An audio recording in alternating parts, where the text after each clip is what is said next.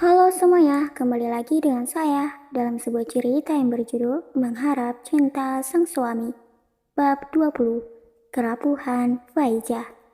Selamat mendengarkan. Karena usulan Altan, Askar kini dengan perasaan cemas melajukan mobil menuju ke rumah Faijah. Satu hal yang sangat disesali, dia sudah tahu bahwa Faijah dalam bahaya kakak tirinya, tapi dengan segampang itu mencoba menjauh seakan tak khawatir sama sekali. Padahal gadis itu sedang membutuhkan perlindungan. Harusnya Askar ada di saat Faijah memerlukan pertolongan. Bodoh kamu Askar, bodoh, ucapnya merutuki diri sendiri. Maafkan aku Faijah, sesal Askar.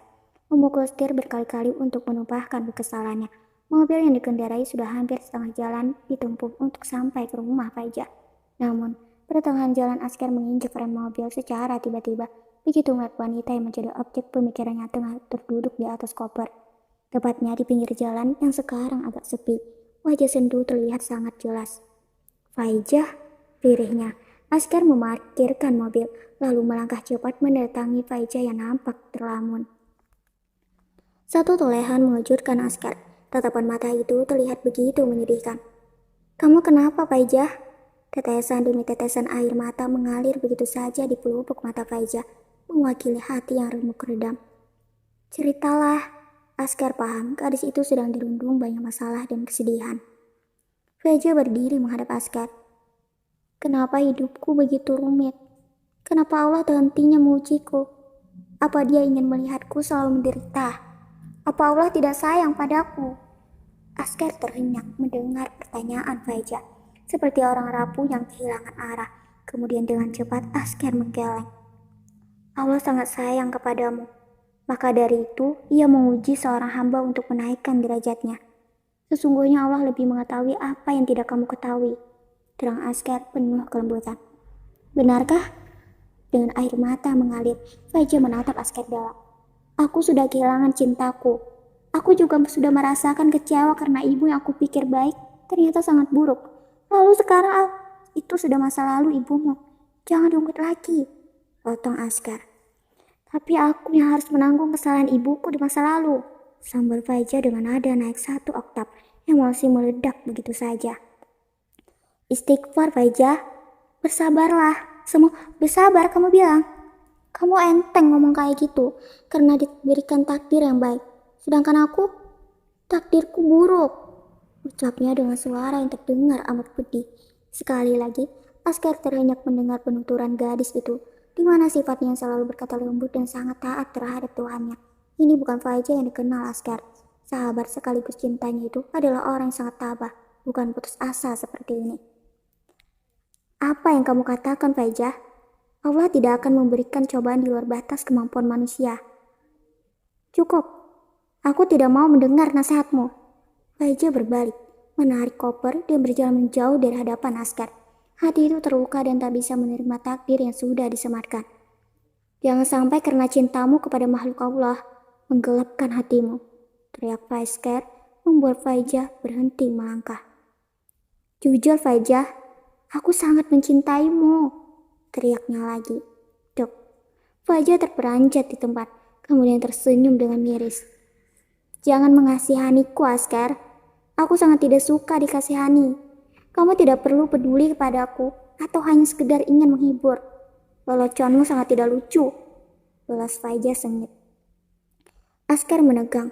Perasaan cinta yang baru saja diutarakan ternyata hanya dianggap lelucon oleh Faijah. Dia memang suka melawak, tapi bukan berarti soal hati juga akan dijadikan lawakan. Askar sangat sungguh dan tulus dari hati yang paling dalam. Ucapannya tadi bukanlah permainan belaka, tapi mungkin situasi sekarang yang tidak tepat dan tidak mendukung. Askar akan mencoba lagi di lain waktu. Kamu mau kemana? Ucapnya mengalihkan pembicaraan. Pembahasan tentang perasaan sepertinya tidak harus sekarang. Daripada semakin menambah masalah, lebih baik berhenti membahas. Gibran sudah mengambil semua harta warisan papa. Dia mengusirku, jadi sekarang aku mau cari tempat tinggal. Askar terkejut, mengetahui sudah sejauh ini Gibran ingin membuat hidup Faijah menderita.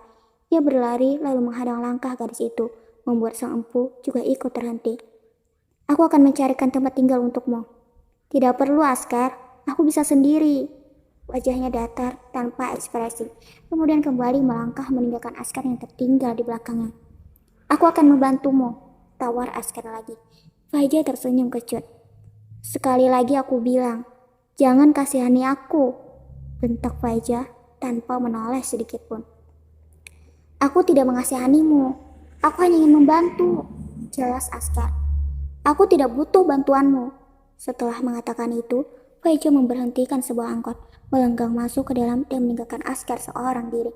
Askar terdiam, membiarkannya semakin jauh dari jangkauan. Ternyata Faiza telah berubah dan Askar tak menyukai perubahannya yang sekarang. Ia ingin sosok dirinya yang dulu, pantang menyerah dan murah senyum.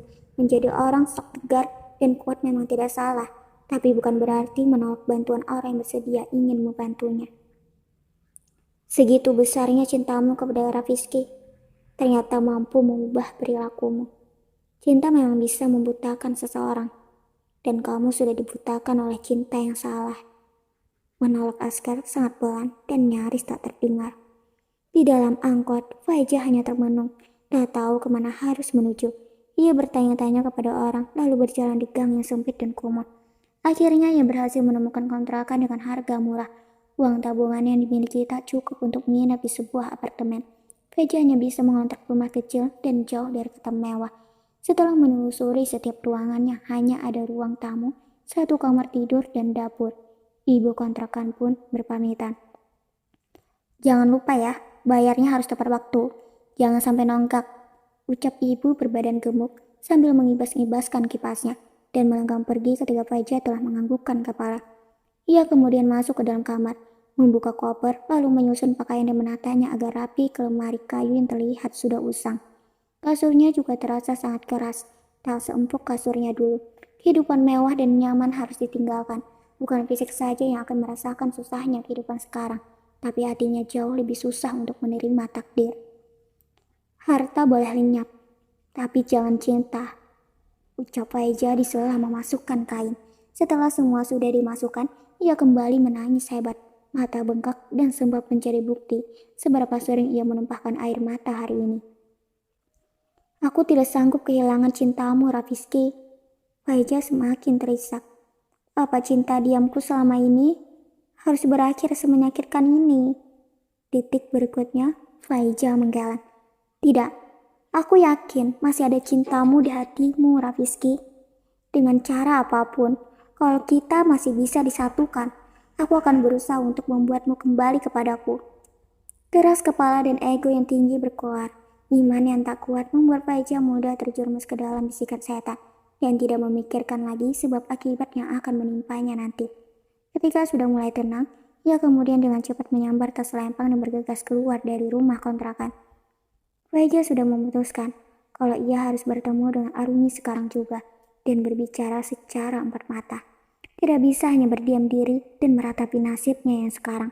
Faiza akan meminta satu permintaan kepada Arumi. Dipenuhi atau tidak, terpenting ia harus tetap mengatakannya.